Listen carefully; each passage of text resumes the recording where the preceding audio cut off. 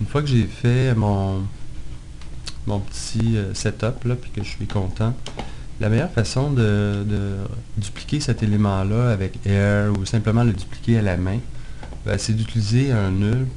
Donc, je prends un nul, je mets le nul à la base, donc au niveau de la terre, si on veut, au niveau du sol. Et en ce moment, après, je prends les éléments et je les mets en dessous de mon nul, donc enfant du nul.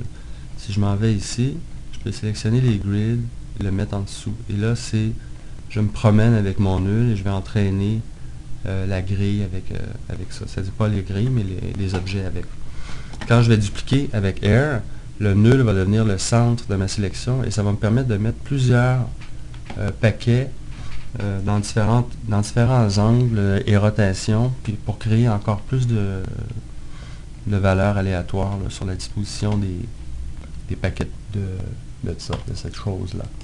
Donc si on veut mettre du Air là-dessus, qu'est-ce qu'on fait? On peut utiliser la technique du weight map, je vais vous le montrer dans une autre vidéo, ou on peut simplement découper dans la grille qu'on a. Par exemple, si moi j'ai une grille, on va chercher une grille ici, on va mettre ça là, on voit rien ici encore à cause du 3D Geometry que j'avais éliminé. On va augmenter cette affaire-là, on va mettre un peu de randomness là-dessus.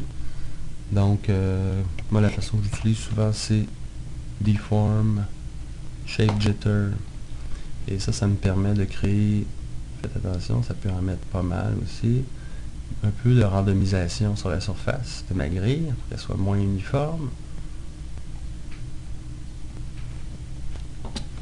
Freeze cette chose-là. Comme ça ici. Donc, pour faire du Air, on pourrait utiliser le weight map, comme je vous ai dit tantôt, mais une des façons les plus simples et peut-être les moins compliquées, puis aussi faciles à entretenir, c'est de sélectionner une coupe de polygones et de faire, on va dans le menu Air from Selection. Et comment est-ce qu'on fait pour scaler, c'est-à-dire redimensionner des Air? On sélectionne évidemment le Air et on fait Scale et on clique et drag. OK?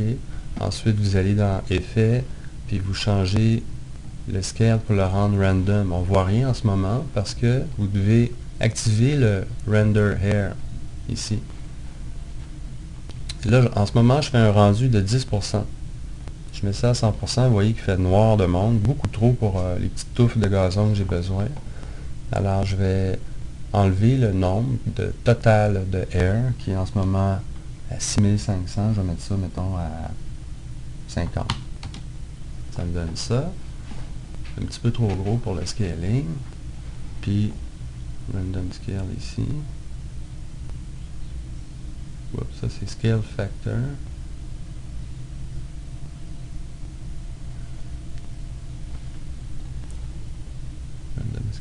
Ici. Maintenant, comment est-ce qu'on fait pour remplacé le cheveu par notre beau truc qu'on a fait là, notre beau bouquet de plantes? On doit créer un groupe. Si on va d'abord, on doit faire une instance. Et vous voyez ici, si j'active l'instance, il me demande de pick instance group. Donc, ça veut dire quoi? J'ai besoin d'un groupe. Je vais sélectionner mon nul qui contient cette chose-là. Puis je vais faire group. Puis je vais appeler ça touffe. Donc, si je retourne dans mon Air, je sélectionne le Air, je fais Enter. Puis je retourne dans Instancing, je fais Pick, touffe. Et voilà. Bon, on voit rien. Pas besoin. Ça ici, s'il vous gêne, vous ne voulez pas le voir, le meilleur truc, c'est de l'envoyer dans la Lune. C'est-à-dire, vous rentrez une valeur comme 10 000 sur la translation des Y, donc il vient de disparaître très très haut, puis il n'est plus dans votre scène. Et là, on peut regarder ce que ça donne comme résultat. Vous voyez que ça render très vite. La façon qu'on a construit ça, on peut activer le rendu et les éclairages, évidemment, vont fonctionner parfaitement. Vous voulez randomiser en 2-3 touffes, vous avez juste à rajouter une autre touffe d'une autre sorte de grid à même celle-là pour randomiser à l'intérieur de cette sélection-là d'autres types de cheveux. Bon, je vous laisse mon chat fin.